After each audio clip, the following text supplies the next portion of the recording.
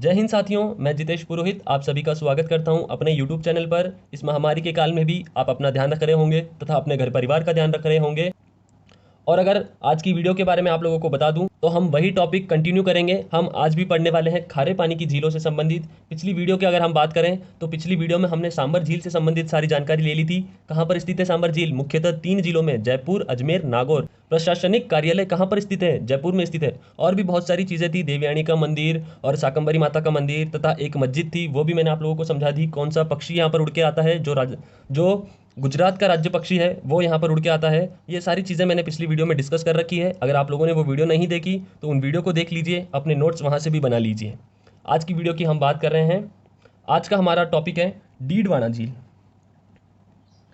डीडवाना झील, सबसे बेसिक सी जानकारी आपको रखनी है कि यह झील कहाँ पर स्थित है तथा जितनी भी झीलें आप पढ़ते हो ये कहाँ पर स्थित है, आपको ये चीज़ याद होनी चाहिए। इसीलिए जब मैं मीठे पानी की झील खत्म की थी तो मैंने आपको राजस्थान का मैप बना के दिया था कि कौन कौन सी झीलें कहाँ कहाँ पर है।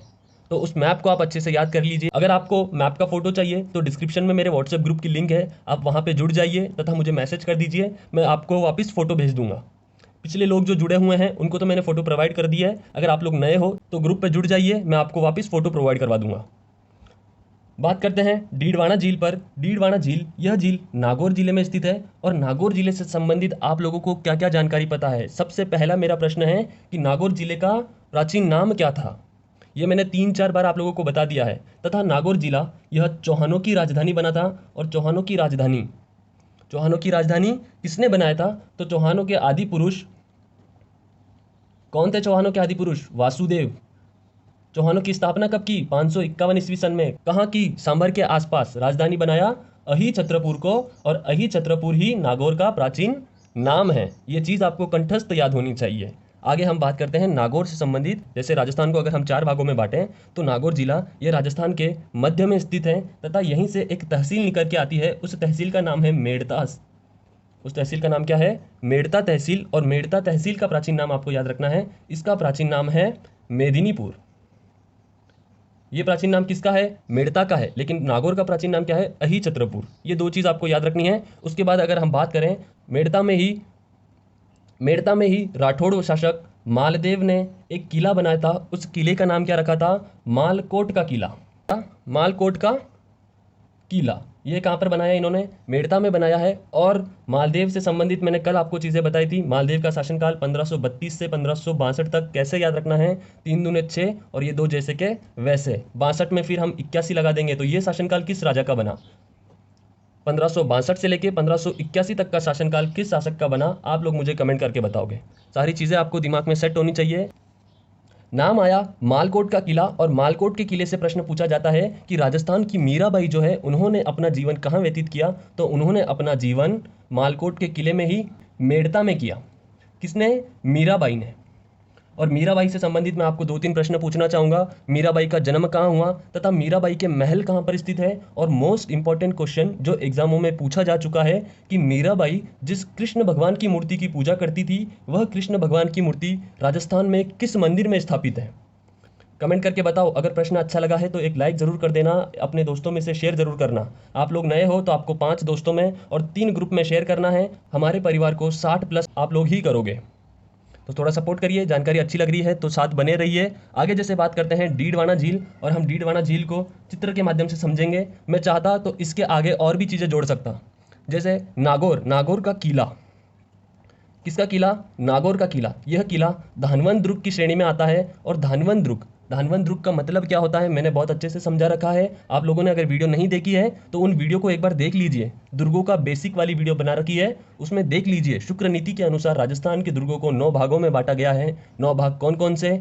बताओ जरा, कौन कौन से? गिरि दुर्ग, एरण दुर्ग, जल दुर्ग, और कौन सा? पारिक दुर्ग, पारिद दुर्ग और एरण दुर्ग, और उसके साथ धनवंत दुर्ग, सहाय दुर्ग, सैन्य दुर्ग। इस प्रकार के 9 श्रेणियों में बांटा गया है, ऐसे आपको याद रखना है। और नागौर के किले से एक चीज़ आपको याद रखनी है, नाम याद रखना है, केमास। इस दुर्ग को ही केमास का दुर्ग कहा जाता है। और आप लोग मुझे बताओगे कि केमास किस शासक का सेनापति था? सेनापति कहा जाता है, मंत्री भी कहा जाता है। तो आप लोग जो भी चाहो तो आप बता सकते हो ये किस शासक का था। और नागौर में ही अमर सिंह राठौड़ की छतरी स्थित है। ये चीज़ आपको याद रखनी है। बात कर लेते हैं हम डीडवाना झील पर। बहुत ज़्यादा बात हो गई इतिहास के संबंधित। मैं चाहता तो और भी चीज़ें जोड़ सकता था, लेकिन हमारा टॉपिक है डीडवाना झील, इसीलिए इतनी जानकारी आप लोगों के लिए काफ़ी हो गई। मैंने नागौर जिला दर्शन करवा दिया आपको 5 मिनट में। जानकारी अच्छी लगी है तो एक लाइक ज़रूर कर देना। डीडवाना झील, यहाँ से भी राजस्थान में नमक उत्पादन किया जाता है, लेकिन इस झील का नमक खाने योग्य नहीं होता। अब इस झील का नमक खाने योग्य क्यों नहीं होता? ऐसा कहा जाता है कि इस झील की तलहटी में कीचड़ बहुत अधिक मात्रा में पाया जाता है। इसी कारण इस झील का जो नमक है यह खाने योग्य नहीं होता। यह तो हो गई कही जाने वाली बात कि तलहटी में कीचड़ बहुत ज़्यादा स्थित है, इसीलिए नमक खाने योग्य नहीं होता। लेकिन पुस्तकों में क्या बात लिखी गई है वो हमें याद रखना ज़रूरी है कि खाने योग्य क्यों नहीं होता। नोट लगा कर लिखिए, नमक खाने योग्य न होने का कारण, तो इस झील के नमक में सल्फेट की मात्रा अधिक पाई जाती है, इसीलिए यह नमक खाने योग्य नहीं होता। किसकी मात्रा अधिक पाई जाती है? सल्फेट की। सल्फेट की मात्रा अधिक पाई जाने के कारण यहाँ का नमक खाने योग्य नहीं होता।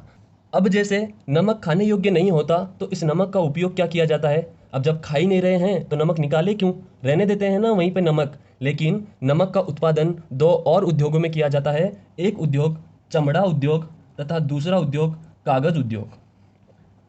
इन दोनों उद्योगों में इस झील के नमक का उपयोग किया जाता है तथा यहाँ से चमड़ा व कागज के उद्योगों में नमक भेजा जाता है। ये 2 चीज़ आपको याद रखनी है। और उसके साथ आपको याद रखना है यहाँ से जो नमक बनाने वाली निजी संस्थाएं हैं, क्या है? निजी संस्थाएं।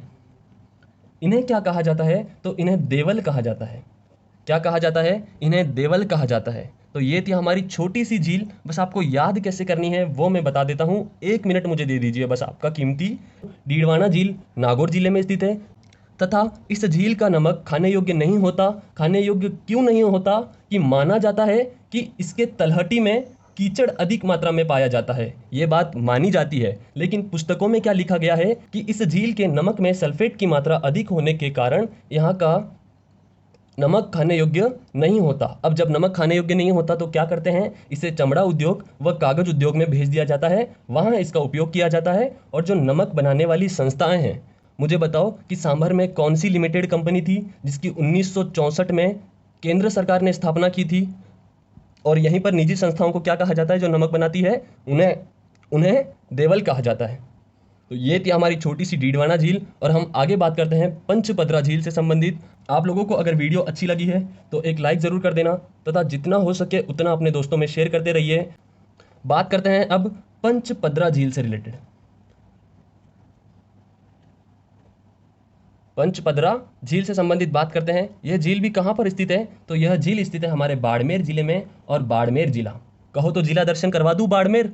जो इंपॉर्टेंट चीज़ें हैं 2 मिनट में जान लीजिए। बाड़मेर से संबंधित इंपॉर्टेंट चीज़ें क्या हैं? मल्लीनाथ जी का मंदिर यहीं पर स्थित है। कहाँ है? तो तलवाड़ा बाड़मेर।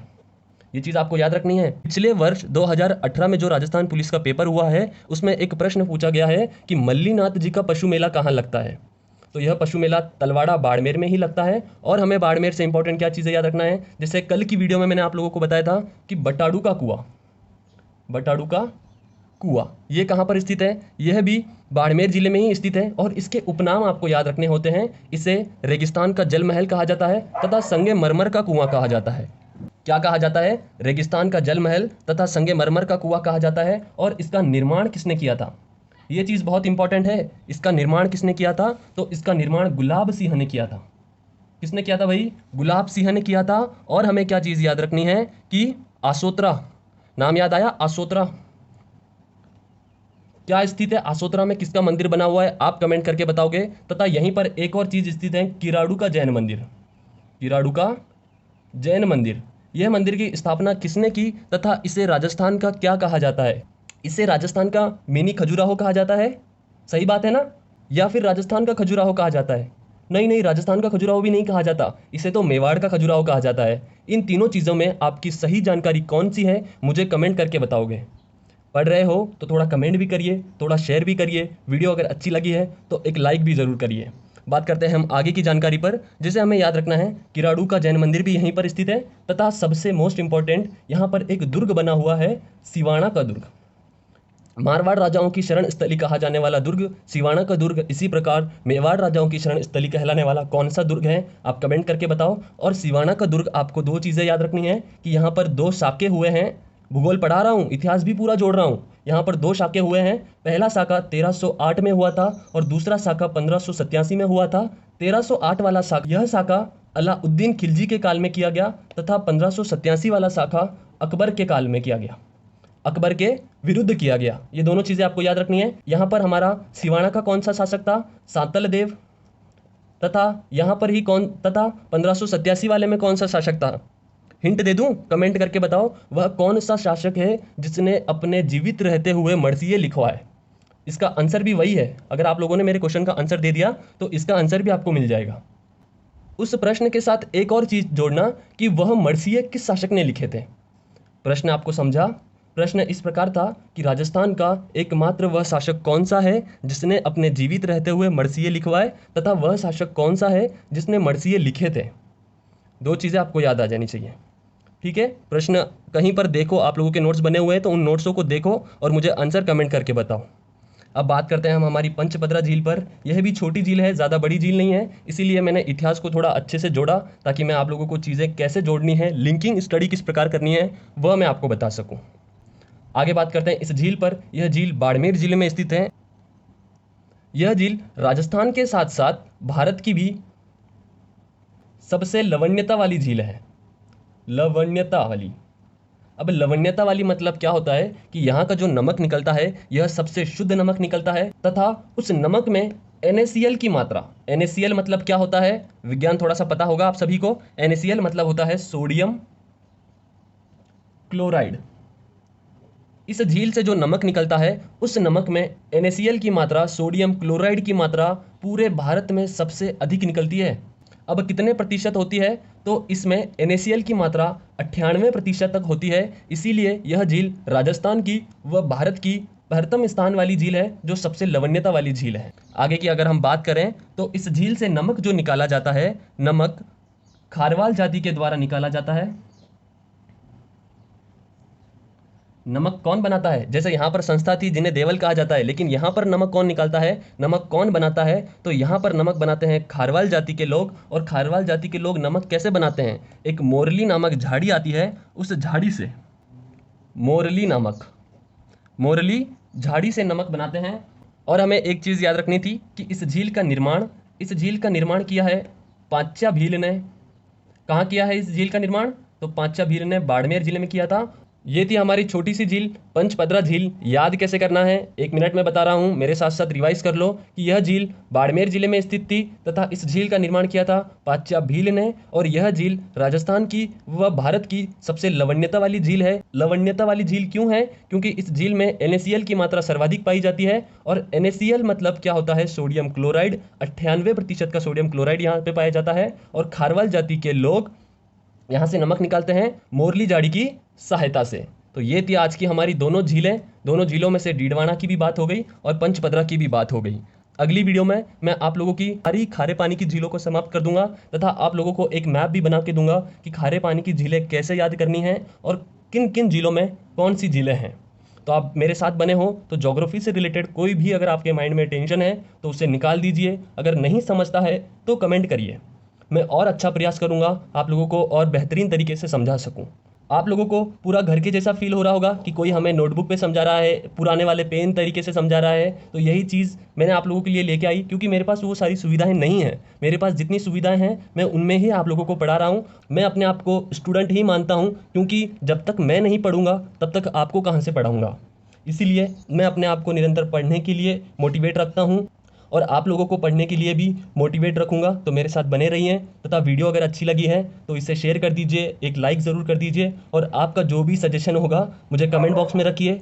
अगर आपको समझने में कुछ प्रॉब्लम हुई है तो वो भी आप कमेंट बॉक्स में रख दीजिए ताकि मैं अगली वीडियो में ये सारी चीज़ों को सुधार सकूँ। ये सारी PDF आपको वहाँ मिल जाएगी। व्हाट्सएप पे जुड़ जाइए और जितना हो सके उतना इसे शेयर करते रहिए। आज की वीडियो में यहीं पर समाप्त करता हूँ। जय हिंद, जय भारत।